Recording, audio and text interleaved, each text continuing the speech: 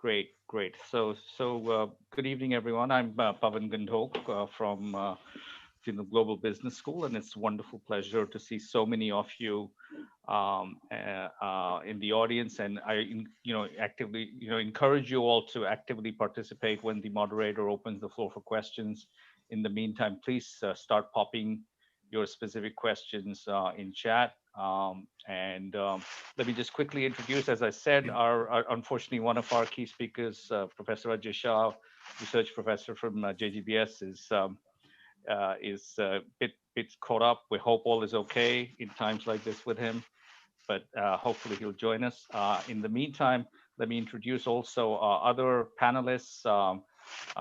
Professor Sriram Shalia, who's Professor and Dean at Arjun School of International Affairs, Professor Mohan Kumar, who's Professor and Dean of our Office of International Affairs and Global Initiatives. Big special welcome to our guest, Manoj Kevalramani, who is a Fellow of India-China Studies at the Takshashila Institution, and a very special thank you to our moderator for chairing the session, Mr. Shankar Iyer, who is one of the leading economic policy analysts and a former managing editor of India Today and author of many books which seem to say that either India learns from crisis, doesn't learn from crisis, or might might learn from crisis. But I'll leave that over to him. So over to you, Shankar, and thank you so much. Thank you for your kind words. So, Bill, let's just sort of invert the proposition that we had planned. So, this is a very good time to be actually discussing what India can do and why it is an imperative that India should reset the entire our own global positioning in terms of not just the economic, but the geopolitics, the security aspect. I mean, and this week has been terrific in terms of headlines. I mean, you have the conspiracy theory of whether the Wuhan virus, I continue to call it the Wuhan virus without any apology. The Wuhan virus was a bioweapon, or whether it was just a leak, or whether it was an accident. That many flights that have the Chinese government has sort of done over Taiwan. The Economist calls Taiwan the most dangerous place on earth. Then we have had issues around suspected troop movements. We also have issues on getting or not getting inputs from China for our vaccine production, the APIs. So this sets the stage for us to look at how do we deal with this, and where India can sort of navigate, how it can sort of navigate, strategize, and move forward in our phase. Let's say, what's our future roadmap to be relevant, to be resilient, and to be strong? So we have a good panel, Professor Mohan Kumar, Professor Shalia, Professor Kevalramani. I'm going to sort of start with Professor Kevalramani. Manoj, let's sort of sequence this. I mean, one of the things that we tend to sort of not factor is the sequence that China followed in its path now. In the last 5 years, they've launched 90 submarines and frigates and all, and about 100 fighter aircraft. They're exporting arms to of all the places to the Russians, and not many years back they were the largest importer of arms at one point. Now they're a good exporter. We know the economic story very well, but I also would like you to sort of presage the story. I mean, you in any kind of strategic plan, you have necessary and sufficient conditions. So the necessary condition would have been how China sequenced opening up of agriculture, investment in human resources, and then move to the Deng Xiaoping era of pebble by pebble. And where does India stand there? What needs to be done in that sense? And then we can sort of move it to what are the next steps. And I'll go to Professor Shalia and Professor Mohan Kumar to get the now and here current thing. But I think it is important for us to recognize that China is not a $15 trillion economy just because Deng Xiaoping said something about cats and the color of money. They did much more work from the late 70s till now. So some of that I think needs to be outlined, and how where we are in that process, where we what we need to do. Hi, thank you so much for that question, Shankar, and thank you so much to all my panelists. I mean, this is a very difficult moment in India's history, and and it's an interesting pivot point also, given that where we go from here, how we manage this crisis. I mean, it's not just a humanitarian tragedy that's playing out right now, but it's also going to be diminishing our national power the longer it takes us to deal with this current crisis. And that's something that's going to impact our relationship with China, particularly given the anyway pre-existing asymmetry that we have, and how that asymmetry will play out over the next 2 or 3 decades, irrespective of how we grow. I think the first thing to keep in mind is that there was when China began its reform process in the late 1970s, so even under Mao, there was a process where you were starting to loosen the reins of control in some way to try and revive economic growth. This is towards the fag end of the Cultural Revolution around the time of Mao's death. Yet, once Mao died, you saw 2 years of wrangling, with the idea of the Gang of Four trying to reassert control, and Deng Xiaoping and the sort of reformers in some ways to try to sort of compete with them politically. By 1978, it was fairly clear which faction had won out, and you had this reform and opening up process which began. It was gradual. It began with agriculture. It began with village and township enterprises. It began by easing price controls. That's a malady that we continue to hold on very strictly to. It began with those sorts of steps to try and change the nature of what are the factors of production and what sort of production is expected. It began with trying to liberalize how much you could produce and where you could sell that. And those are the sort of early days of that reform. And that gave an economic fillip. Down to the 1990s, we saw after Deng Xiaoping's southern tour in 1992, which is after the Tiananmen Square massacre, you see sanctions from the West. And after 1992, there's again a sort of contestation between the conservatives and the reformists in China. And you see the economic reformists sort of win out and offer a new deal, which is essentially you retain the party as the single party which controls China, which governs China, while you start to liberalize economically. You start to liberalize the property market, you start to liberalize land, you start to liberalize occupation opportunities. And those changes then sort of percolate through the 1990s. The big change comes in the early 2000s, right? When China joins the WTO and it expands its investment in things like steel, in things like energy, and it expands domestic capacity in that. And you see very quickly there is a turnaround. So a lot of that growth comes from heavy public investment. At the same time, you're seeing this acceptance of private industry as an actor, as a legitimate actor in the Chinese growth story. This happens under Jiang Zemin, under his sort of theory of 3 represents, where he gets private industry involved. And subsequently, you see investment-driven growth being doubled down upon. So investments in exports are what start to grow the Chinese economy in the early 2000s.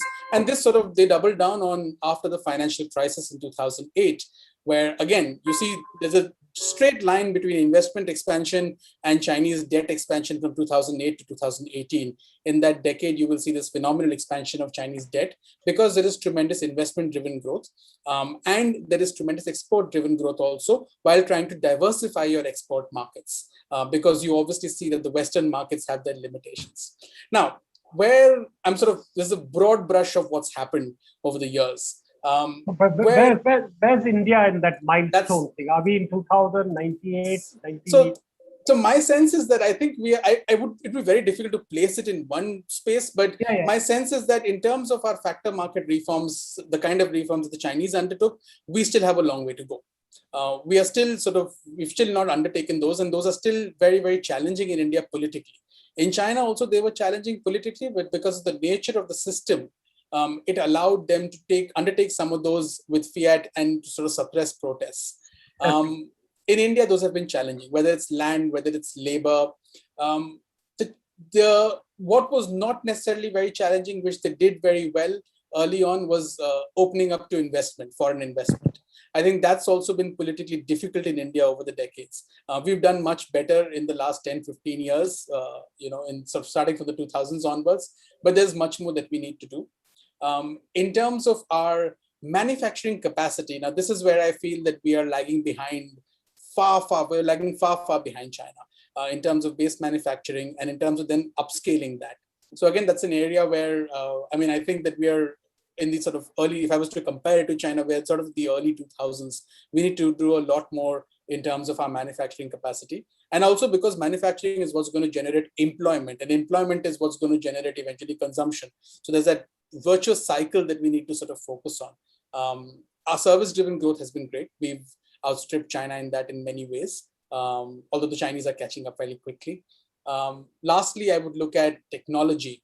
Again, this is, and that's me looking at the future. I think the Chinese have obviously stolen the march on that with regard to where we are. There is tremendous investment that's gone into technology. There is tremendous development that's happened. It's suboptimal. The outcomes are not necessarily world beating.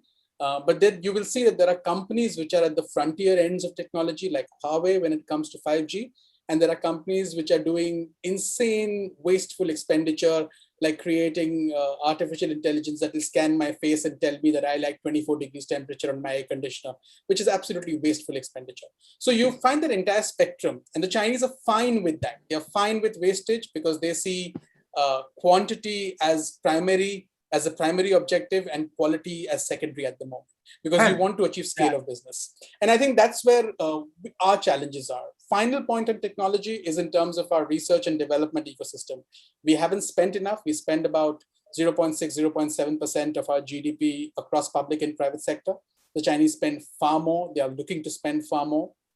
In terms of education, they spend far more and are looking to spend far more. We need to make investments in human capital across the board and in research and development. And I think that's where, along with that, of course, the sort of changing of our research ecosystem, where at least you can commercialize research much more easily. Researchers need to be incentivized to do that. Those are the kinds of things that they are working on and we need to look at. Okay, so I'm going to ask you to hold that thought. My contribution to that is that I'm not very sure whether we are doing better on foreign direct investment now. I mean, I call foreign FDI reforms in India as Sinha to Sinha reforms. 1999, Yashwant Sinha opened 26%, and then 2015, his son Jayant Sinha opened 49%, and now we are talking about 76%. So those are all. I mean, we have to live with the system that we have, and that is a conversation. So the most quotable quote about India's reform process, whether it is about factors of productivity, land, labor, still with the state government, capital still struggling for additionality of resources. The quotable quote is that we have a strong political consensus for weak reforms. And that I live by that over a period of time. But I believe Ajay Shah has joined. So let me just sort of rope him in. Ajay, what I have done is I've inverted the process. I am presenting the problems and challenges, and then probably we could bring you in after I speak with Professor Chaulia and Professor Mohan Kumar about what the challenges are, and then you can present your solutions, and then we can go into the second loop again. So I just wanted to sort of bring in the experience and the long trail of knowledge that Professor Mohan Kumar brings into this thing. I mean, for me, it has always been a question, Professor Mohan Kumar, that would China have been successful if one Mr. Henry Kissinger had not reached via Pakistan with the help of Ceausescu? I mean, it's an amazing, my conversations with the Americans, I tell them that you went to bed with a military dictator, with a authoritarian Romanian, and to go and hug a totalitarian like Mao. So, I mean, really shouldn't be speaking about democracy and democratic rights for at least a century, but there we are, we live in that world. So how critical was that? And the second part, I would want to come back to you, but I wanted to leave this question with you. Given the kind of administration that we have now in the US, which optically seems to be ready to take on the China, China's game plan. Biden's conversations, his statements sort of give you a sense of give you an idea that he is more willing than Trump to sort of take them head on. But I'm not sure how much of that is for the domestic audience and how much of that will sort of move towards navigation. I mean, even in the case of Russia, the Biden administration actually informed the Russians who the sanctions are going to be and then paused and then did the sanctions. But that apart, I just wanted your take because you were there at the table. I mean, India, what was supposed to be in the post-2000 world and Hindi Chini bye-bye kind of cooperation. And our own Prime Minister had gone to China quite a few times in those days. There was the dialogue that the economic gravity of the world had shifted to the Indian Ocean from the Atlantic Ocean. So how much of the new optics in the US can we sort of buy into? Do you think those are issues that we can work with? And I'll come to you, Professor Chawla, because the Quad and ASEAN thing is a very interesting proposition. I myself had written that India should give up the G20 drama and sort of create a G2T, which is basically a grouping of $2 trillion economies who are all democracies, like-minded people, and how we could work that through. But I just wanted to bring in Professor Mohan Kumar into the conversation. I mean, to give us a backdrop of the historical perspective of, as somebody who was in France, he would have known the European difference on how to approach China, and which continues even today. Thank you very much, Chairman. Thank you very much, Shankar. It's a great pleasure and honor to participate in this panel. And you've asked some very interesting questions. And one of those, of course, is if Cleopatra's nose was longer, the history would have been different. But that's a very valid point, because the two seminal events that enabled the rise of China, one of them you have mentioned, which is the Kissinger visit and so on. The other is was mentioned by Manoj, China's entry into WTO. Yeah. Both were enabled by the United States, and one was political, the other is economic. Having said all of that, you have to give credit to China for gaming the system as well as they have done. They've gamed the system beautifully. At least the WTO thing, I know the intricate way in which they have gamed it. And for them, the simple truth was, if something is not forbidden in WTO, do it. It doesn't matter how immoral, how unethical it is, just go ahead and do it. They've done it beautifully, I have to admit. One of the lesser known objectives of United States foreign policy is the stated objective that they will strive for the prevention of the rise of a hegemon in Eurasia. That's a stated objective, by the way. It was, of course, referred to, I mean, what they had in mind was Soviet Union. Mm-hmm. If you consider China as well, then the question is, they are supposed to prevent the rise of a hegemon in Eurasia. And China is certainly showing all signs of being a hegemon.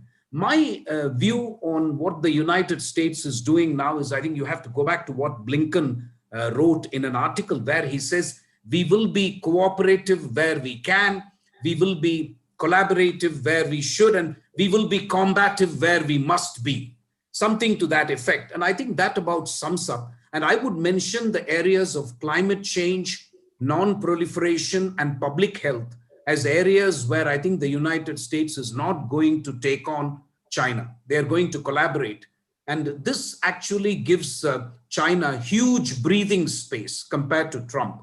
Not to mention that Biden will be much more predictable. So I would have to wager that China prefers the Biden administration very much. They understand that there is a bipartisan consensus in the United States which is aimed against China. Having said that, they like this much, much better, I would say. The only thing we have to watch out is economically, it's interesting, while everybody is talking about the United States decoupling from China, My sense is China is preparing to decouple from the world with a dual circulation strategy. That's very interesting. China has made up its mind that the age of unmitigated exports is over, where we can use coal plants, and they know a carbon border tax is coming. They know the kind of mood about Chinese imports. So they have already moved on very cleverly.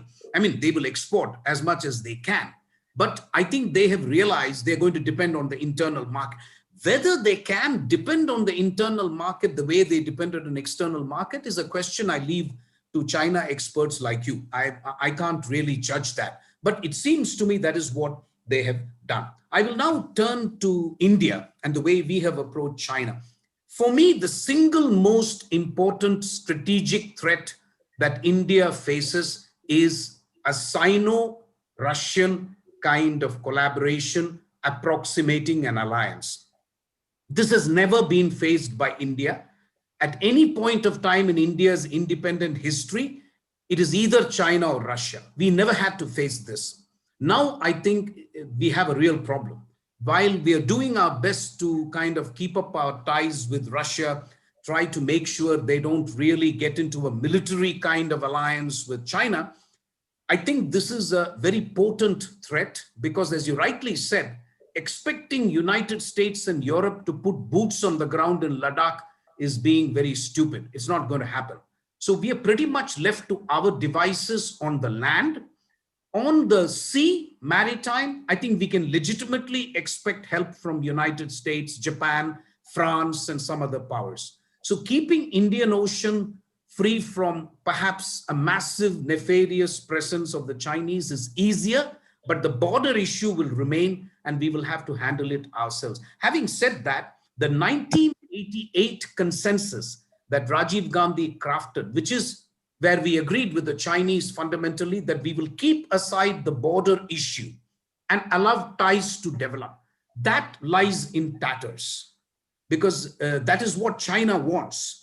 But I think India has made it abundantly clear that it cannot be business as usual. And I think we have taken some tough measures, which has taken me by surprise. For example, the apps is one thing, but also the 5G is a big decision to take actually, because it's full of cost implications. 70 to 80% of our telecom equipment was already Chinese to begin with. So it's a huge departure. And I think that tells you that the Indian government at least is willing to walk the talk. It's not just talk. I think we are telling the Chinese, you have made a huge mistake. You were looking at a goose that lays the golden egg, $100 billion trade. And if Ladakh had not happened, I wager with you, we would have given 5G to China. Let me tell you. Quietly, the bureaucrats would have done it. Nobody would have bothered. We were actually walking along that path. I have some friends who told me that, listen, what's the big deal? We went by L1, you know, the dreaded L1 that all of you should be familiar with, lowest tender in the government. So anything that is lowest tender, L1, is fine. And the Chinese know how to game the system. So I think there has been a fundamental change in India's. I will just take 2 or 3 minutes about India's strategy, because that's important. My view is that I think the scales have fallen off our eyes, frankly. I speak very frankly. I think we did what we could in terms of, the Chennai Connect and so on. But it does seem as if we have been let down. That's the feeling from the Indian side. So why it has happened, no China expert has been able to give me a logical answer as to why somebody should screw up a relationship that was tilted entirely in their favor. I can't understand for the life of me why you would want to do that. But they have done it, and perhaps they didn't expect this kind of a reaction. So for India, what is the future strategy? So in terms of economics, I have been an advocate of the fact that we have to do FTAs because MFN trade is not going to do the trick for India. Trade no longer happens on an MFN basis. It takes place on an FTA basis, which is free trade agreements, preferential trade. All our FTAs are to the east of India, and these have not worked.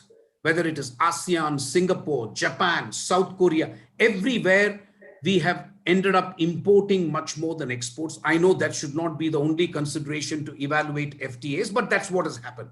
So the strategy seems to be we are now looking west. We are beginning with UK, and then we are launched the FTA talks with EU. All of this will be an effort to get away from the East. When I say East, read China, because China dominates the East. As you know, ASEAN's foremost trading partner is China. Japan's foremost trading partner is China. South Korea's foremost trading partner is China. So really, we don't want to fall into that, especially after what China has done to Australia in terms of weaponizing trade. That's what they would have done to us. So I'm quite happy, actually, it has been a wake-up call for India. The challenge for India will really be how to reduce dependence on active pharmaceutical ingredients, antibiotics, on telecom equipment, projects. These are areas in which solar voltaic cells, photovoltaic cells, we depend to 70 to 80% on Chinese imports. We had done a study in the think tank I head, which is RIS, Research and Information System for Developing Countries. We came to a very surprising conclusion. It is not impossible to reduce our dependence on Chinese imports. The problem is, it's really a matter of scale.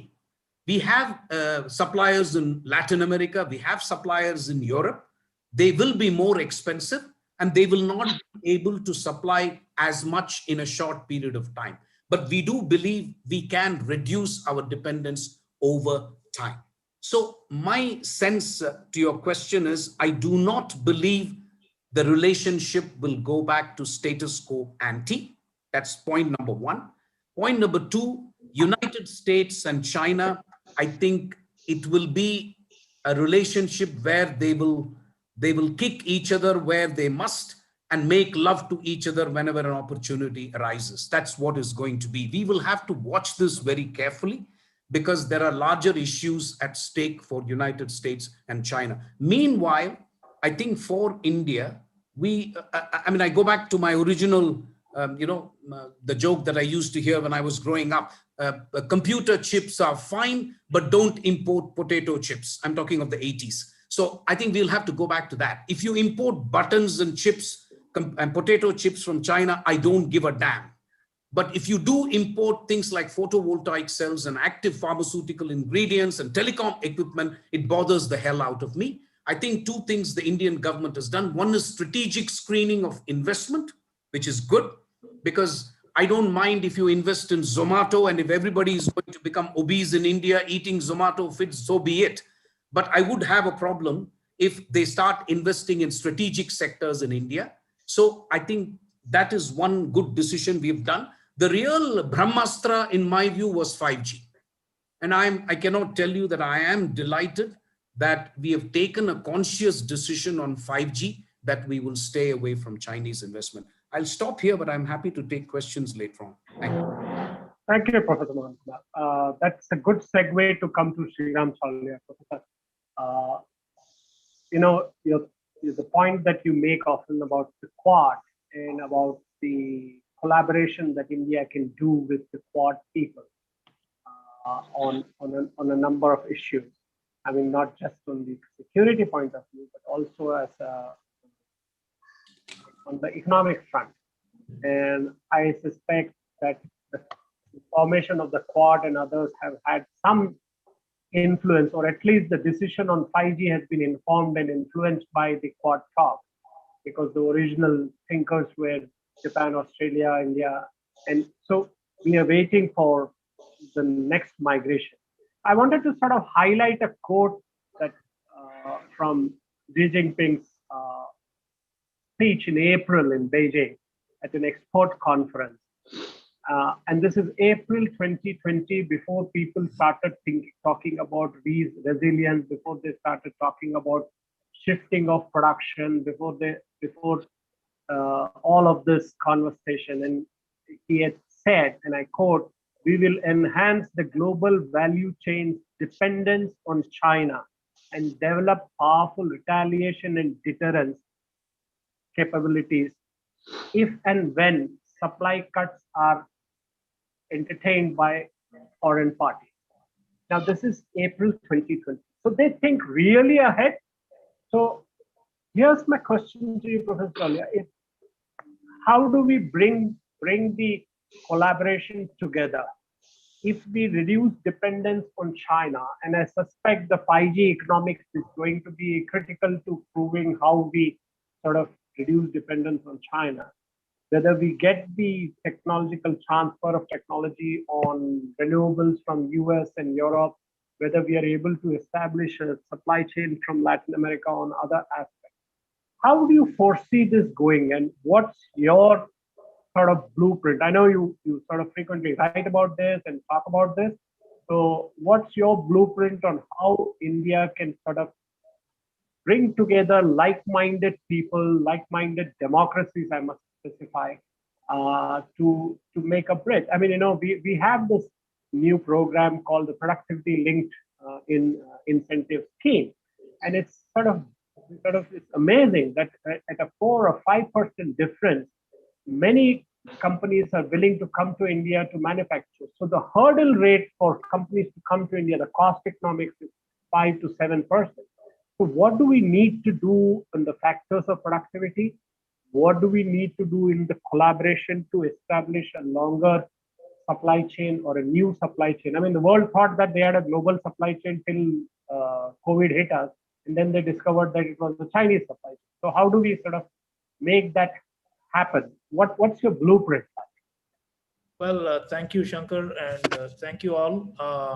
I think before I respond to Shankar, I want to compliment Professor Ajay Shah and his co-authors for the paper that triggered this debate and this dialogue. I've read that with great interest, and one of the things that stands out in this paper is all that we're talking about so far have been covered in bits. It's a very interdisciplinary work.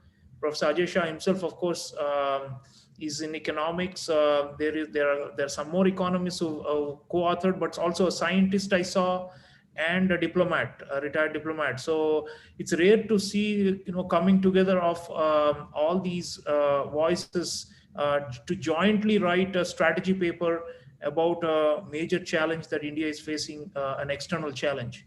So I think that's the way forward. And I like the way there was a segue between one part of the paper and the next, and it was all seamless. So, and that's obvious because when we talk about China, and like Shankar's question also hinted, there are so many dimensions, right? So we cannot limit it only to military and diplomacy. There's science, there's technology, there's trade, and all these things. So this paper, I think, is good to get people thinking. And there are, of course, some specific policy recommendations in it which can be debated. But I think overall, what they're saying, and which it's a premise which is now becoming a consensus in our country, is that the old ways of dealing with China are over. So what should be the new way? So in that sense, it's asking some important questions, and I think suggesting to policymakers, but also trying to trigger a broader dialogue within the country about what we should do with this problem, with this expansionism, with this aggression, with this hegemonic push that we are seeing under Xi Jinping.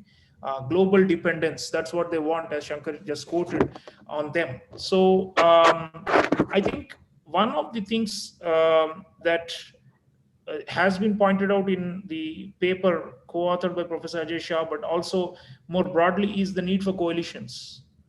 And that's where Quad and other structures come in. One can also talk about the so-called D10 group of countries, which is an expansion of G7 plus South Korea, Australia, and India. Now, in these constructs, the problem, of course, is we are in what we call a multipolar or an emerging multipolar era. Although some people call it bipolar because there are only two great powers, China and the US. But we are working towards a genuine multipolar era. So the problem with this is in multipolar era, there are no fixed camps or alliance systems which are watertight. So this is historically always been the case. Whenever there are like 6, 7, 8 powers vying for influence, you don't have 3 versus 4. You don't have 4 versus 4. You don't have 5 versus 3, or even 6 versus 2. It's hard to do that because, and with this whole interdependence thing and the globalization and the supply chain, the fragmentation of it across geographies, it's not possible really to talk about, you know, a new Cold War, at least not in the way it used to happen. Because remember, at that time, the Eastern Bloc never had any trade or economic investments in the Western Bloc. They were two separate entities. But China has, is a more sophisticated challenge because it's not just a military threat in Asia, which of course we are all realizing and we're trying to now push back, but it's, it's got its eggs placed in different baskets, and that's where it's becoming harder. So like Ambassador Mohan Kumar was mentioning, if you take a case like Australia, I mean, they're part of Quad. On the other hand, they have historically been highly reliant on China, and now they're being punished with lots of sanctions and trade barriers to their exports to China, and also to imports of intermediate goods which they can use to manufacture other things. So Australia on the other hand joined RCEP, which was heralded as this big, great, pan-Asian integration initiative, and that didn't protect them from these unilateral retaliatory measures by China. Being part of RCEP does not give them, any favor vis-a-vis China, because China has this asymmetry and is able to crack the whip on whoever it wants to. And of course, it's not rules-based at all. China does not believe in a rules-based order. That's the biggest problem.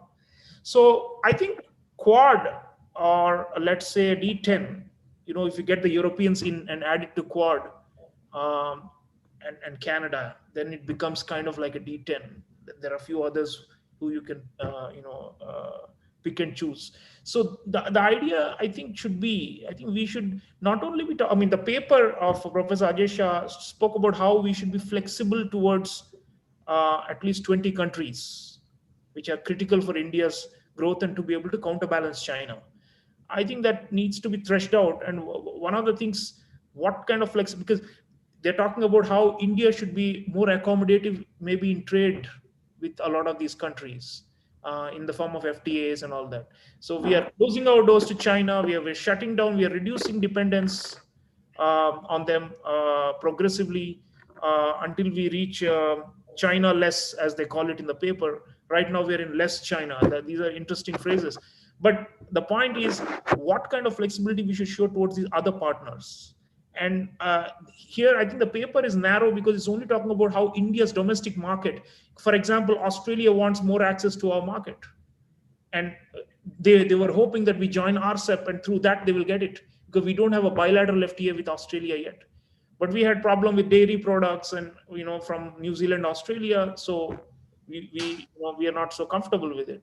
Now, the question is how to become more flexible to these partners who help us to counterbalance China. I think that needs to be thought through. And here, if you're a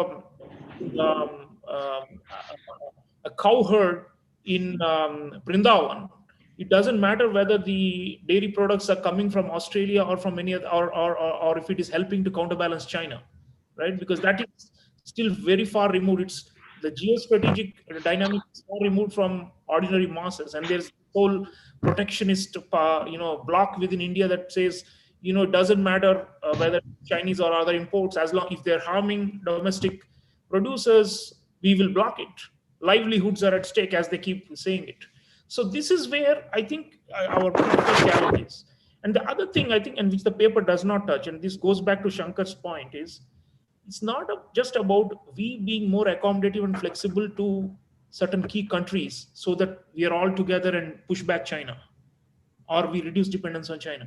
It's also about what do we do with these critical other partners in third countries. Is it in third or fourth countries? That needs to be thought of, because China's biggest road to hegemony is the Belt and Road Initiative.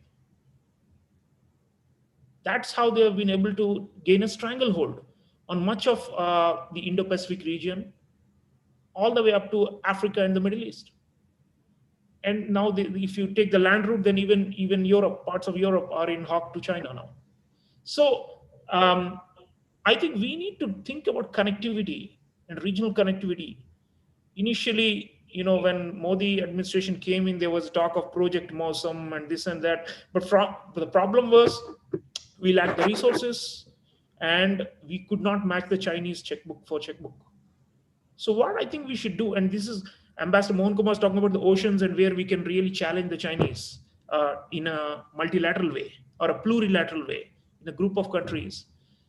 I think we should pick some showcase countries and jointly invest in their security and in their infrastructure, in their energy, and in their long-term economic growth. The limitation of the paper is talking mainly about India's own economic growth. Of course, that is key, and for us to be able to ultimately reduce the power gap with China. But here, what I'm talking about is a broader geopolitical approach to countering China, not just a pure bilateral approach. I see more of the bilateral, and there's a mention of coalition, but what the coalition will do in third or fourth or fifth countries is critical. I'll give you just 2 examples and leave you. The Philippines, as you know, is like, wavering between the US alliance and China. Many people consider that it has what we call in the international relations literature bandwagon to China under Rodrigo Duterte. So nonetheless, that does not help them. As in the case of Australia, just being part of some kind of an agreement or a consensus with China doesn't help you, because they come back at you and they demand more and more from you. So if you see the last couple of months, the Philippines is under intense pressure to give up more contested territory and to vacate more contested territory in the South China Sea, Whitsun Reef, and many other places. The Chinese are just swarming all over the place. And suddenly, what does the Philippines do? It begs for the US for some kind of intervention, Indo-Pacific Command, do something, drive away the Chinese. They're just, bullying us, even though we have been accommodative to them, even though we have been buying their vaccines, even though we are, not raising too many demands at them or challenging them publicly. So it came to a point where some of you may have seen there was an expletive-laden outburst by the Philippine Foreign Minister Teodoro Locsin just 2 weeks ago, where he couldn't contain himself and he went berserk against China. But immediately the president said, no, we are not going to confront China. We cannot confront China. So what is the alternative? This is where I feel in military and security, we must Quad plus, maybe with Vietnam also. We should be providing some kind of a presence jointly in these contested areas. What the US is doing right now is they do challenge China, but it's on a unilateral basis. Even now, for example, US Navy goes and does freedom of navigation operations. That's not helping the Philippines in this contested area. So far, it's not helped them drive out the Chinese naval vessels who are swarming all over and just taking over. So this is where one country, let's pick one country and use it as an example that we can put up deterrence. That's in the geostrategic. What about economic? I would say a neighboring country like Sri Lanka or Nepal, much closer to our immediate backyard, which are also under tremendous Chinese influence now. And you take a country like Sri Lanka, where they are always very pragmatic. Small countries play off big players and try to extract benefits from all sides. They always say the Rajapakshas are very sly. They always say, well, we offered the Hamban quota to India, you did not take it. That's why we gave it to Chinese. Even now, you come and invest, you give us more, and we will not need the Chinese so much. So let us take them up on that word. And I would want our policymakers to brainstorm with Quad and other D10 countries Europeans, by the way, have about 90 to $100 billion investment in Indo-Pacific. So what I'm saying is, let's pick one role model country and flood them. I mean, flood not meaning without their consent. There are many who want more investment, who want more in their infrastructure, who want alternatives so that they are not taken hostage by China, but who simply don't have the alternative right now. So I think if we can do those kind of projects and then connect them to a few others, small Pacific Island nations, you take a Fiji, for example. This is where the Chinese are running rampage. They're all over the place. The question is, what do we do? I mean, they are wary of it. They're looking around for alternatives, but they're not getting it. So I think as a plurilateral formation, Quad or D10 or other groups, we should actually take up some pilot projects now in specific countries and showcase it, so that it gives confidence to the others, and so that then more will be able to say, no more of this. We don't want Chinese hegemony. They have, if they come on our terms. Otherwise, we have alternatives. So we have to expand the freedom of options for these smaller countries. And if we can do that, I think ultimately that's a way also of countering China. It's not only about reducing the bilateral power gap, which is of course the main focus of the paper that we had discussed. Thank you. Okay. So I think the operative phrase here is option. So what are the options? How do we lay out the options? And I must say that, Ajay, this paper couldn't have come at a better timing. And Dr. Kelkar, you and the team put this together. It's an absolute delight to read, because a lot of stuff that we've been discussing, that we've been writing, and people, particularly those who are concerned with public policy, have been talking about, a lot of the pieces are there in it. And so I'm going to I inverted the process of now discussing the challenges. And then I thought that, you could come and sort of give us your summation of how you think this should be approached. And so I wanted to place some sort of markers, like for during net practice, they place markers. I'm going to place some markers. One of them is, what do we do with FTAs? What do we do with the question of, this complete mess that we have in terms of factors of productivity, whether it's the state or the center, I mean, the legal and economic issues of it. Can we realign? I mean, when we speak about options, do we realign our economic interest and the geostrategic interest? I think that this calls for training, preparation. It's a long haul. I think India must first build the stamina to last 15 rounds in the ring. You will be punched, you will take knocks on your face, there will be uppercuts and jabs. But I think the question is, how long do you stay and how nimble you are to situations? And so this paper actually gives a lot of ideas. It's a good thing that it is not too granular in detail. That way it allows the freedom for the readers and the people who think about these issues to sort of move around and bring in more ideas into it. So over to you, Ajay. I think that this, you could sort of place the template for the audience. Thanks, Shankar, and thanks to my three distinguished panelists who have already attacked the questions and brought a great deal of knowledge to this. I would like to first narrate a little bit of the story, which is that when the fighting began in Ladakh, Gautam Bambawale, Vijay Kelkar, and Mashelkar woke up and understood exactly what Mohan Kumar said a moment ago, which is that we thought that there was an approach, a strategy ever since Rajiv Gandhi's visit in 1988, and that is now in tatters. So, we face it coldly and crystal clear and have no illusions about it. With Doklam, there were a little bit of shades of gray. You could think maybe we are still on some pathway, or maybe there is some middle road.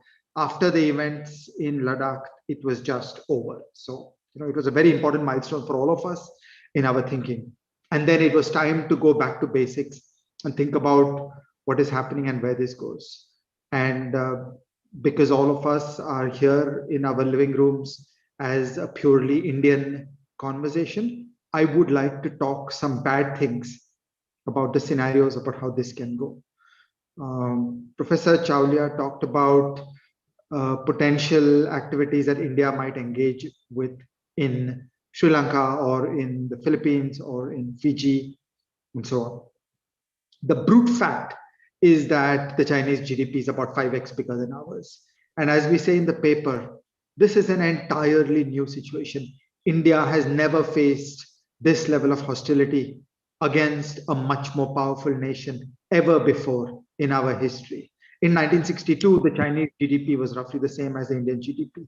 And Pakistan was always a smaller country. It was not a really dangerous society and economy and state. Whereas here we are in a different game altogether, and we are facing something that is much more powerful than us. So if we get to this simple tactical game that I will build a highway or a port in Sri Lanka, then basically the Chinese have 5x the money. If we play a simple geostrategic game of thinking about defense and international cooperation in defense in and of itself, we do rapidly run into resource issues, because the day is not far when there will be Chinese carrier groups prowling the Bay of Bengal and the Arabian Sea. Okay.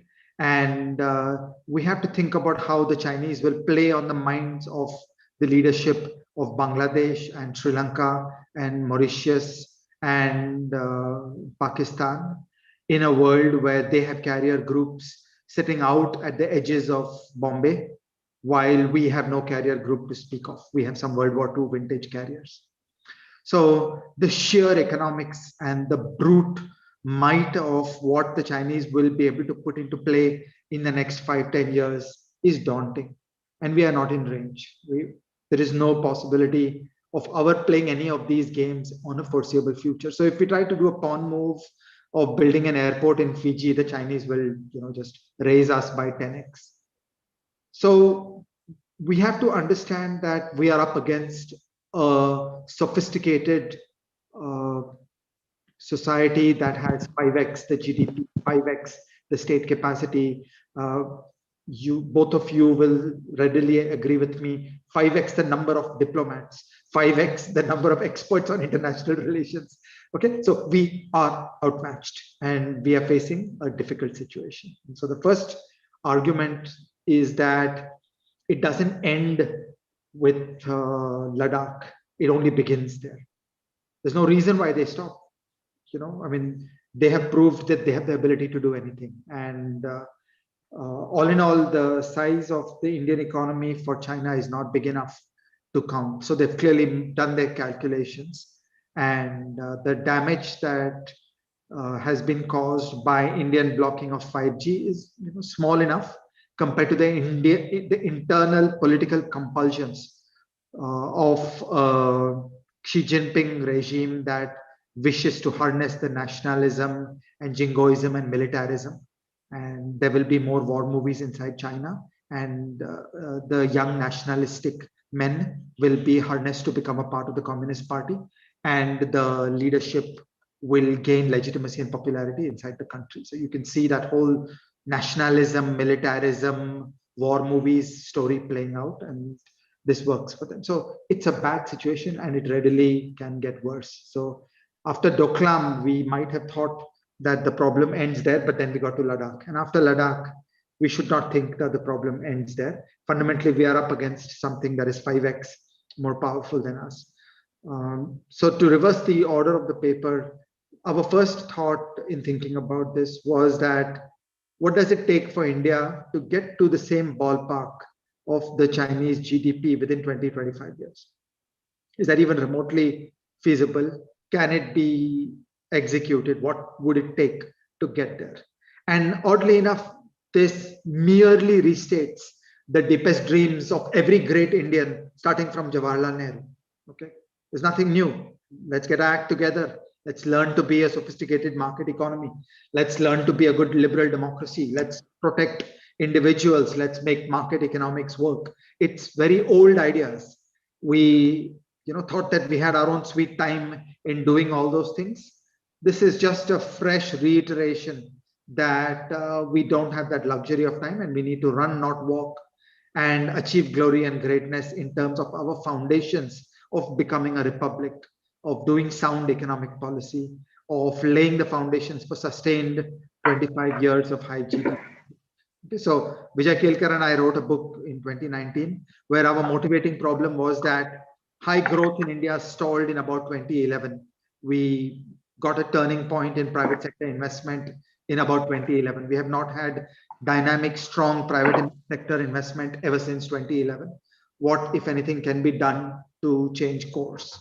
And basically that book remains the main machinery of how to think about restoring the capabilities of the Indian economy and high GDP growth. But back of the envelope calculations show that at best, with good execution in India, with good performance in India, it will take 20 years, it will take 25 years to get to a GDP that is of the ballpark of China, because we should not assume that the Chinese will make mistakes. We should assume that the Chinese will play their cards well. And so there's no quick way for India to catch up and match the strength of China in terms of science, technology, culture, economics, commercial power, state capacity, number of diplomats, capabilities in the research organizations, blah, blah, blah. Okay. They are much ahead of us, and we should do everything possible to launch the transformative process today about how we can put India back on track in terms of high GDP growth, but it will take 25 years.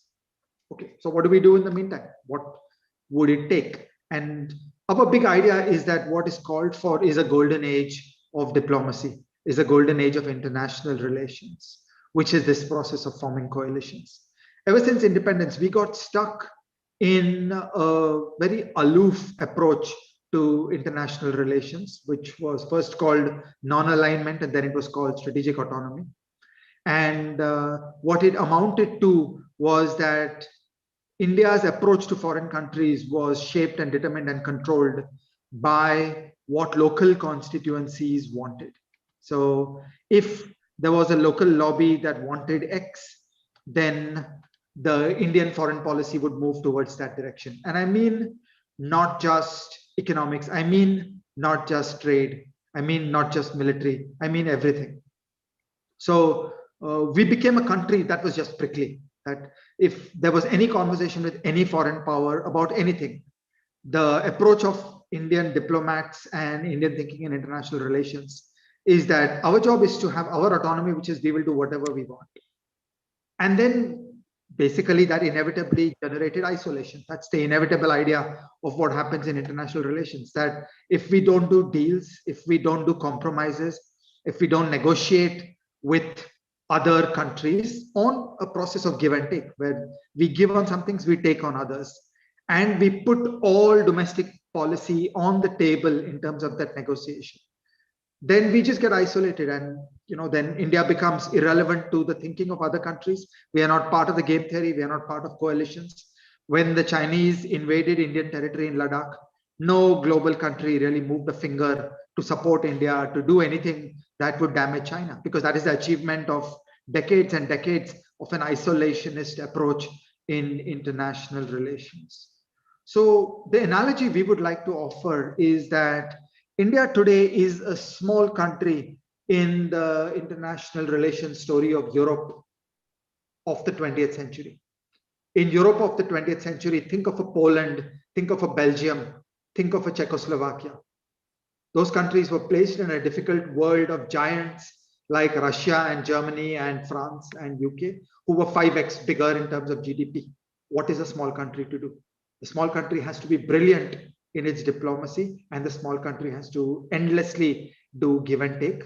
And the small country has to give on a lot of things, because if there's nothing to give, there will be nothing to take. There is a joke about Indian international relations that in international diplomatic meetings, the last position of Indian diplomacy is the same as the first position of Indian diplomacy, which is that Indian diplomacy does not negotiate. There is no concept of giving and taking and being flexible and figuring out bargains. And that's partly because Indian diplomats were sent out by the masters in New Delhi with no negotiating brief. An Indian diplomat was never told that X can be negotiated. Okay, an Indian diplomat was always told, you will cede ground on nothing. And it became a two-way street, that the mainstream thinking in Indian international relations became strategic autonomy, where we say no to everything. Whether it's a discussion about Kashmir or it's a discussion about the Tamils in Sri Lanka, India's approach was, we discuss nothing. So we do whatever we want. We are shaped by domestic constituencies. We follow domestic compulsions in our thinking, and we ended up getting isolated. Our key idea, our big idea of this paper is that for about 20 to 25 years, even under perfect execution of economic policy. So if you do everything that is required to put economic policy back on track, it will take 20 to 25 years for India to get into the Chinese ballpark in terms of the scientific, technological, commercial, financial, economic, state capacity might. So what do you do for 20, 25 years? If we are isolated, we will get more salami slicing. If we are isolated, the Chinese will have the free ability to bully a country that is 1/5 their size. We will be an isolated Poland facing Soviet Russia on one side or facing Nazi Germany on the other side. Is that attractive? Okay, that's one call.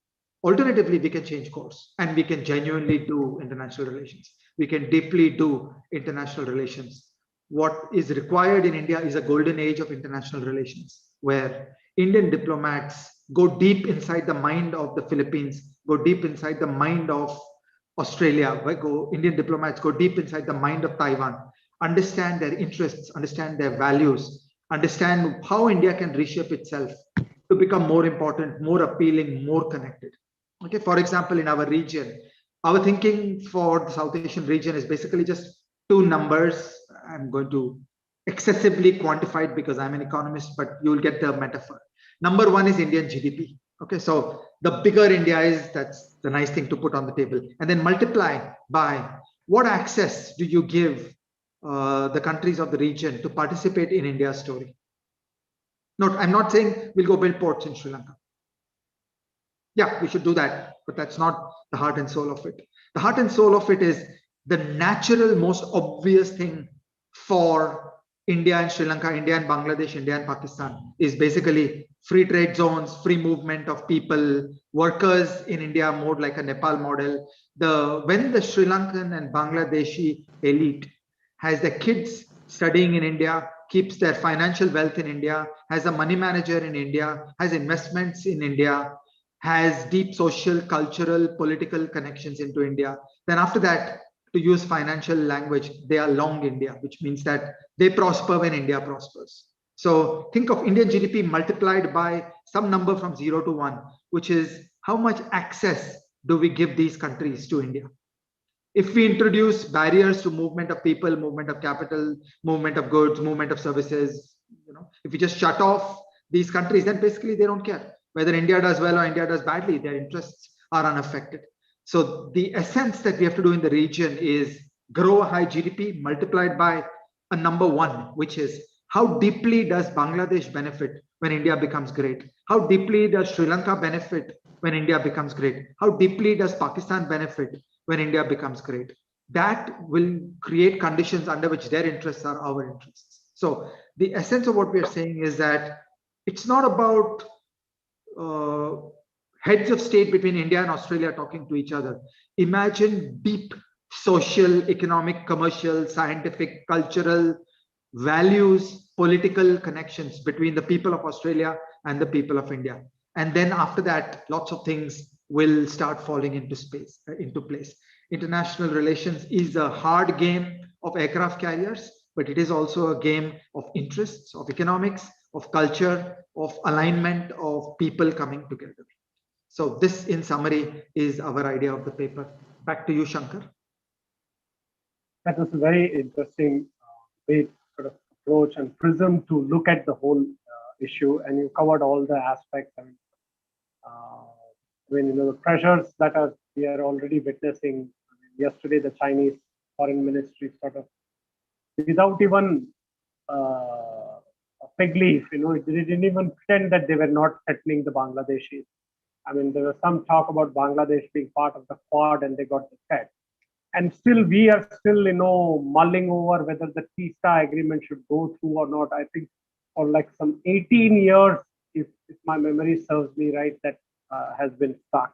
And it is truly in our interest to allow, for Indian companies to actually go and invest in Bangladesh, because we can harness the economic benefit of their garment industry. I mean, already a large number of Indian companies are there in Bangladesh. I don't know how many of us know that the shirts that we wear, which are branded in India, are actually made at 600, 700 rupees in Bangladesh, and we buy them in Indian markets at 1800. So, so you feel bad at one end, but the other thing is that we have created a third-party interest.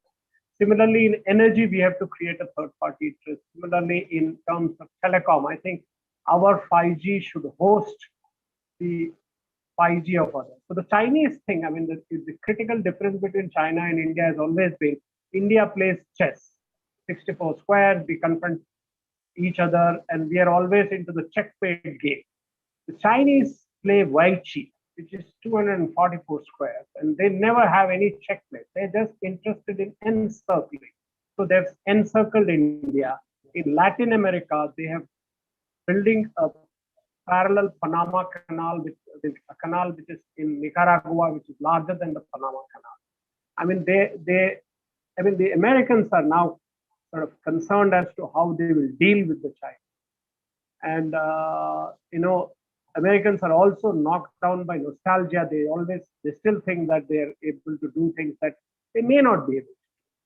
And the China-Russia axis is a completely new axis, which gives us a lot of food for thought as to where our security resilience comes from.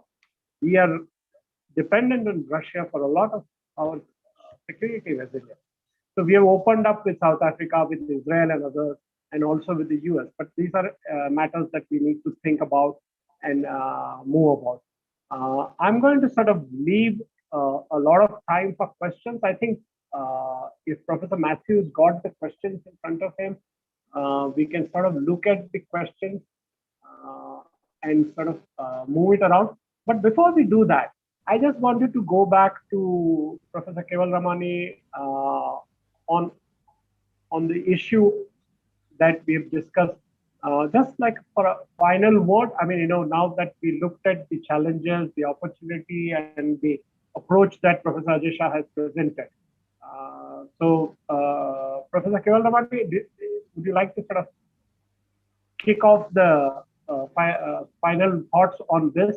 And then we can go to Professor Mohan Kumar, Ambassador Mohan Kumar, and then also to Dr. Chaulia. And so then we'll come to the questions. I think that if we keep our sort of what I call the post presentation thoughts to sort of 2 minutes each, then we will have a lot of questions to sort of field and answer. So, Professor Keval Ramani, are you there? Yep. Sure. Thank you so much. So there is lots that has been said that I agree with, and there is some stuff that has been said that I disagree with. I think that we need to think about exactly where Chinese capacity is also at the moment economically. Look, China isn't looking to decouple from the world. Dual circulation does not equal decoupling. Dual circulation, yes, it entails a focus on domestic market, but it also entails attracting a lot of foreign investment into strategic sectors, particularly related to technology, where the Chinese can cultivate that technology. Last year, when the pandemic was happening, foreign investment into China went up from $140 billion in 2019 to $160 billion. American companies, European companies, Japanese companies, British companies are not exiting China. I think we need to keep some of these things in mind while we talk about the idea that they're decoupling and creating parallel orders. They understand, like Professor Sriram Chaulia said, the importance of this interconnection to avoid a conventional Cold War. And they also see their sort of economic prosperity linked. But exactly like that speech that you spoke about in April 2020, when Xi Jinping spoke about that, dual circulation is about that. It's about creating dependence of the world so that on Chinese sort of goods in the market, so that you can not have, at a defensive level, not be blackmailed, but also actually coerce like they have been doing with their market power so far. So that's the first thing that I wanted to talk about. In terms of what India's sort of options are, I mean, I completely agree with Professor Ajay Shah that our primary objective should be looking at this long-term trajectory of growth in India and how that growth and prosperity not just benefits Indians, but also our neighbors and other partners. I sort of, in theory, I agree with the idea of the Quad and the D10, and I'm really enthused by what's happened with the Quad so far, particularly the summit in March. But even that should tell us a little bit about the challenges of doing what we have to do with this. And a lot of that will rely on how we sort of deal with our domestic regulatory architecture. Now, under the different working groups formed after the Quad Summit, the technology working group, it identifies certain areas in which certain questions that we need to talk about. We need to address those regulatory questions domestically. So while we talk about data being national wealth and technology being all important, our regulatory architecture on data is non-existent. We need to be clarifying these architectures quickly. We need to be working on them. We're not doing that at the moment. Because if you want to, for example, if you want to work with the Americans to identify what technology is critical to national security, because your corporations, American corporations, Japanese corporations want to work in China, in the Chinese market, yet you want to protect your national security. That means you have to identify what is critical to national security. To arrive at common understandings of these, you need to have deep thinking within your country, and you need to have those systems clear. The Americans and the Japanese and the South Koreans are at present having these conversations. We need to also be having these conversations. But to do that, we first need to get our systems in place domestically. So a lot of what we do has to come from what we do at home. Correct. Yes, we can play these grand geopolitical bargains. We can build a port in Sri Lanka, which we should. I'm not against it. But we need to get our act in order at home first with regard to this entire gamut of affairs. Because without getting that in place, we are left with essentially a promising market, which has been promising for a very long period of time, and the geographical advantages of India as a peninsula nation in the Indian Ocean. And those are going to only get us so far. That's where I would like to end. Okay, thanks, Manoj. This is good. We've been through this before, and unless you fix your own roof, you can't go and fix other people's homes. So we got to get our act together, and we've been forever the bridesmaid and forever the potential and forever emerging. So I'm going to take this question of resilience and how do we do this to Professor Chawla. We've had this desire to sort of be a more active player in the geostrategic space, but we are unwilling to yield in our geo-economic sphere. So from a time when we went and tried to do an FTA with everyone, we are now struggling to do even the UK FTA. The UK FTA should be a slam dunk, but we are struggling with that because we are not able to calculate the costs and gains and losses of what an FTA brings and how we will deal with it in terms of policy at home. In terms of our defense also is the same story, offsets. I would like to hear you sort of articulate how we could sort of align this. The Quad requires stuff that needs to be done in India.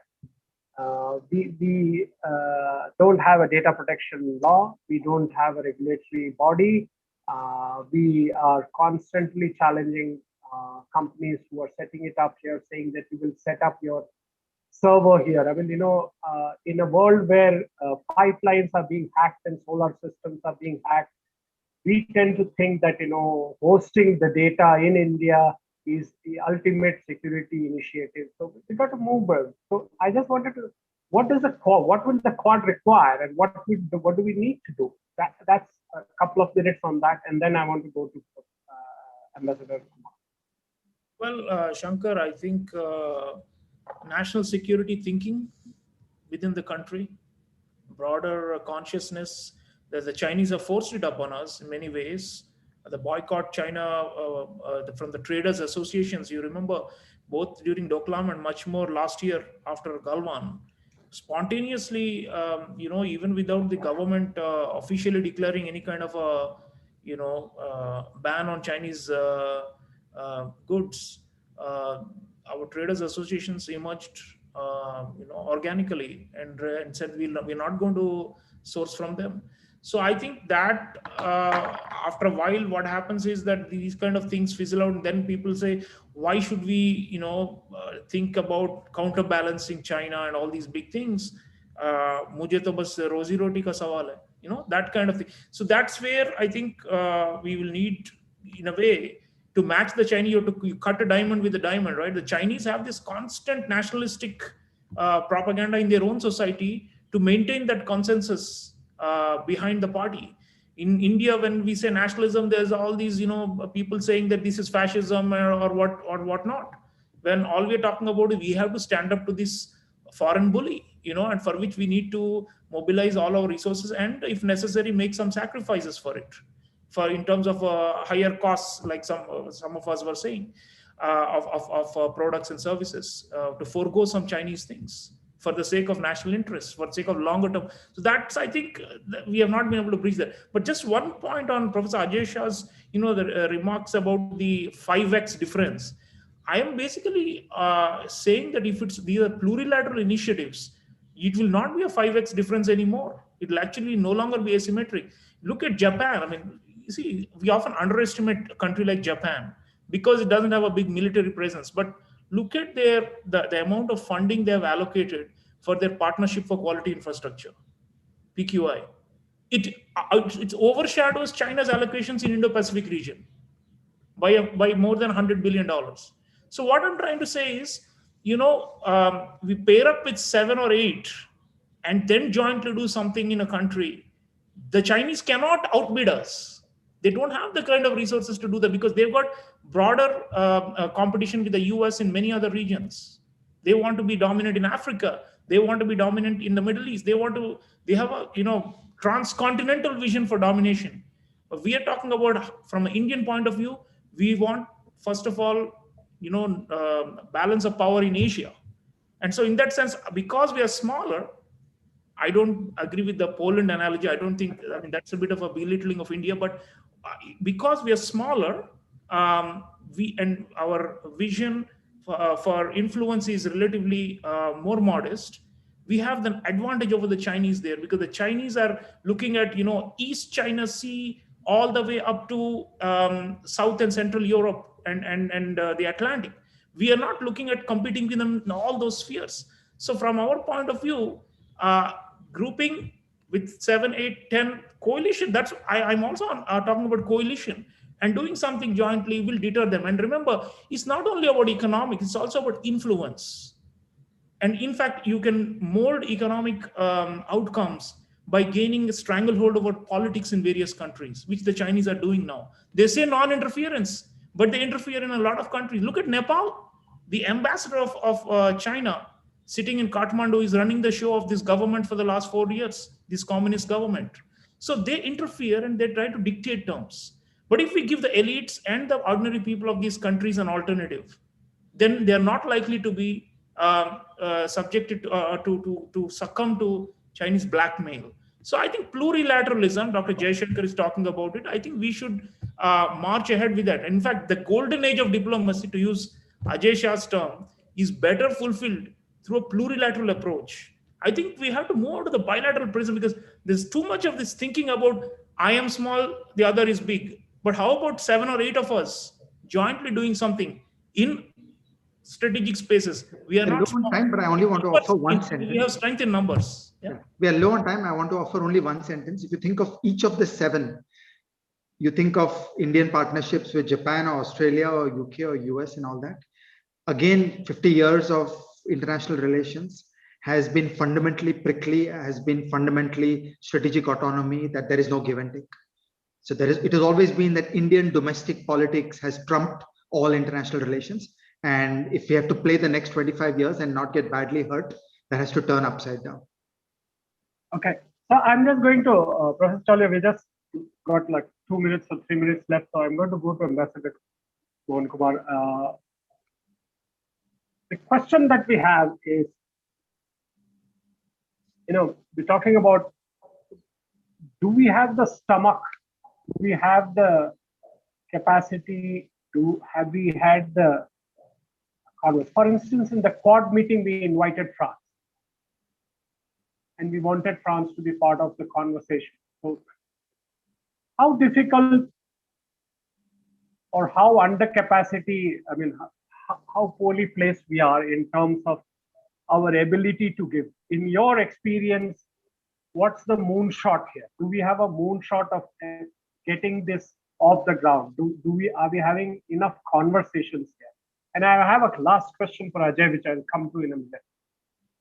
Thank you very much. Given the shortage of time, I'll be very quick. I was remiss in not thanking the authors of the paper. Two of them are very good friends, and I have the pleasure of meeting Professor Ajay Shah. Both Gautam and Vijay Kelkar I know very well. So please, congratulations. I should have done it earlier. Very quickly, to answer your question, Shankar, very bluntly, political strategically, I don't see that much of a problem. My worry is the following. The constituency for painful economic reforms in India is diminishing by the day. And that worries the hell out of me, because none of this is possible. You can have a 20-year plan, 30-year-old plan. You can have strategic alliances. You can make do with 1,000 diplomats while other countries have 10,000 diplomats. All that can be fixed at some point. The one thing you cannot fix is you can either reform through absolute force, like the Chinese system, where they don't care if 1 million people become jobless in a month. They have done it. They don't care. Or you should do it the Western countries the way they do, where they have a social safety net, which takes care of the people who don't, who are not benefiting. We have neither, and that's the worry I have. We don't have a social safety net. So your migrant labor tries to get out of the crisis by leaving Delhi, and then you have a big crisis. It's all because you don't have a social safety net. You also know that we are reformers by compulsion, not by conviction. The biggest thing about India is we never reform willingly. We only do it when all other options have failed. So my worry is, when I look at the farmers' protests, and I'm not trying to be political here, I'm looking at it totally from an economic point of view, there is no constituency for reform now, except people like you and me who are talking in this talk show, and a few maybe upper middle class people. Everybody else has lost faith in reform. That worries the hell out of me, because without that, you won't have the resources to do a strategies, a blueprint such as the one Professor Ajay Shah and his colleagues are talking about. So very quickly, we have to get a grip on that. Having said that, two opportunities, I think, stand before India. One is climate change. The other is digital trade. I don't want to take too much time. I have my theory as to why Professor Ajay Shah is right. Most of the time, he talked about the diplomats saying no and so on and so forth. That's a separate discussion we can have, but he's not wrong. The reason, though, is you've got 400 million people living in absolute poverty. And if you didn't have that, China claims that it's already abolished poverty. But with 400 million people living in poverty, how can I then negotiate, you tell me? The government of India's only instruction to me in all my 10 years negotiations in the WTO has been, we need policy space. Don't give up policy space. How do I not give up policy space and get something in return? You please tell me. Any decision that you take at the WTO will mean letting go of your sovereign policy space in an area and getting something in return. But every time if you're going to tell me, no, you can do whatever you want, but don't give up policy space. How do I negotiate? This is the problem. And that policy space, by the way, is meant for the 400 million people. But even if you get policy space, in the Uruguay round, we gave policy space to the government of India on garments and textiles. And look what they did. They gave it away to Bangladesh, Vietnam, and Sri Lanka. And we are not able to compete with them. So our track record for policy space utilization is also terrible. But that is what makes this very, very, anyway, to cut a long story short, I think, frankly, unless you can reform reform, reform, reform, I do not see the larger picture being better vis-a-vis China. We will have to take some very, very tough decisions on very, very painful reforms. Your domestic lobbies and domestic industry don't want to face competition. Agriculture, dairy farmers, untouchable. Middle class, small time shopkeepers of Khan Market will not face competition, will not want competition from Amazon. So please tell me, who's the constituency for reform in this country? I leave you with that. Thank you. Thank you. Ajay, this is like you're in a family wedding and several cousins have come for the wedding. And you have to please everybody with the menu. And there are things that have to be given away and there are things that have to be fed. I think the coalition approach requires first internal conversation within the nuclear family and then the joint family and then the extended family. I think it's a challenging thing. I mean, one of the things that I used to think about was that can Quad be extended to like a what we call a Southeast Asia or a D10 or a G2T agreement for like NATO? Can we sort of park one issue where we all come together and so we create a third party entry? Similarly, in terms of FTAs, I think we create third party entry. But as you rightly said, these are things that the governments of the day have to have had a sense of purpose and a continuity, which we have often found missing. So my question to you is really, how do you make this conversation? I must applaud that this paper has come at the right time. This has triggered a lot of conversations. But how do you get this conversation going in the domestic space, that you tell somebody that, okay, you're not going to get what you want, but we will, figure out a way to compensate you, or you allow somebody to come into the country to invest and try and get something in return. This is a whole new ball game for negotiations for India, which till now it has been totally playing by the one-way street, as you call it. So you're absolutely right that the most important element of this is that the conversation that all of us are having, the conversation that has to take place inside our house for who we are and what we stand for and the terms on which we engage with the world. And whatever is the outcome of this discussion is going to be what our political masters will roll out. So, we the people, we the thinkers of the country, we are the essence of how this story will unfold. And I just see the choices in somewhat stark and apocalyptic terms, that grabbing land in Ladakh is humiliating. And the most important question I would like to ask all of us is, why should China stop? They got away with it the first time. Nothing prevents them from doing it a second time and a third time and a 16th time and so on. So that is how bad it is. This is a dire threat to the Republic of India. Now we have to choose that. Are we going to be like a sophisticated small European country and play this chess? Or are we going to be a small country, 1/5 the size of China, getting punched every time and having no chips to respond? That's our choice. That's what we have to debate. Thank you, Ajay. That was well summed up. Professor Matthew, if you would like to conclude, I must warn that I might go out of the loop any minute. Well, thank you, everyone. Thank you very much for this very enlightening discussion. There is one question in the chat. We are already 8 minutes over time.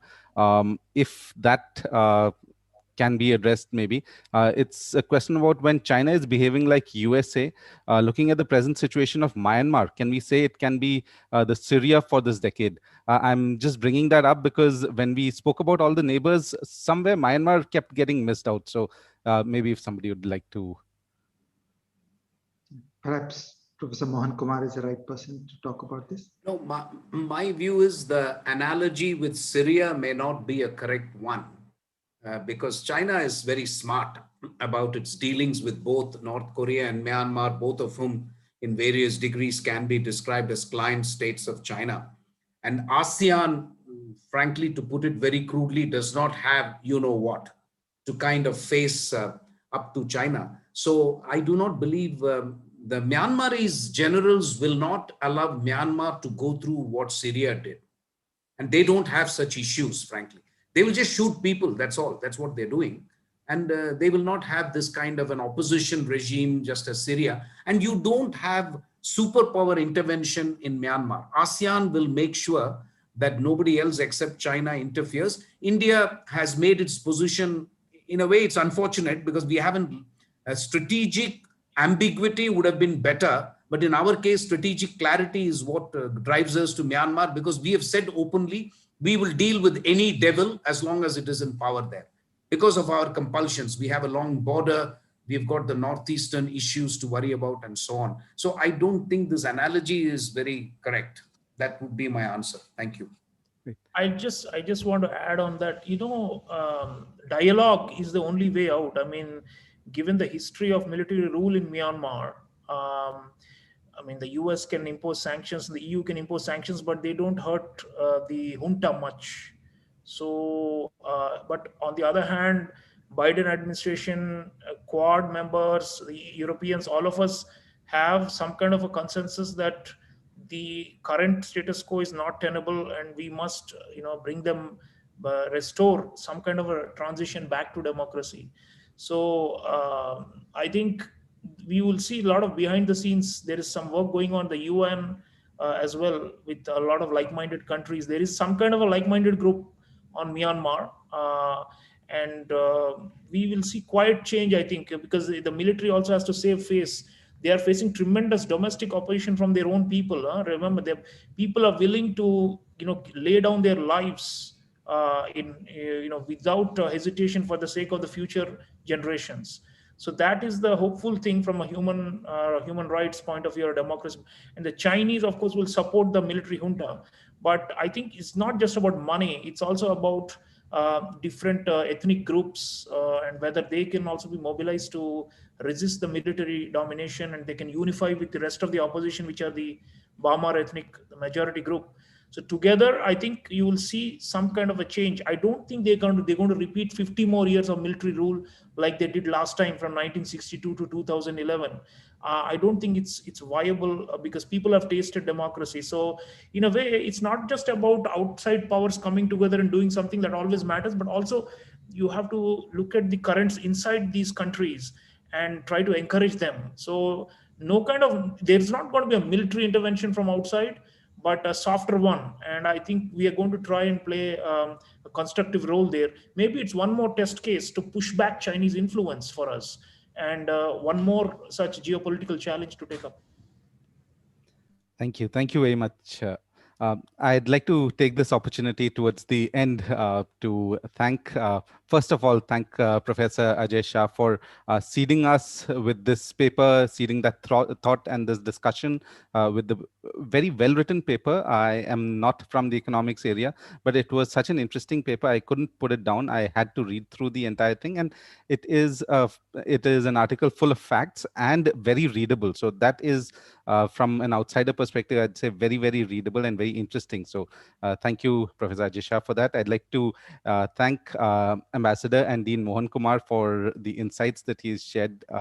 It was a pleasure listening to you, sir. Dean Sriram Cholia, thank you very much. And Manoj Kevalramani, thank you very much. Very interesting perspectives that all of you have brought in. I regret the fact that somehow this entire discussion with such an interesting agenda was limited for 1.5 hours. I think we could have extended it for at least another hour more. I have more than 45 minutes of questions that I think I can pose, but we'll live with what we have. I'd like to thank from the bottom of my heart, Shankar Iyer, for managing the entire show, for pitching in and helping us out. And that's heartfelt thanks all the way from the Jindal Global Business School and Jindal Global University to all the participants. Thank you very much. Thanks. Thank you.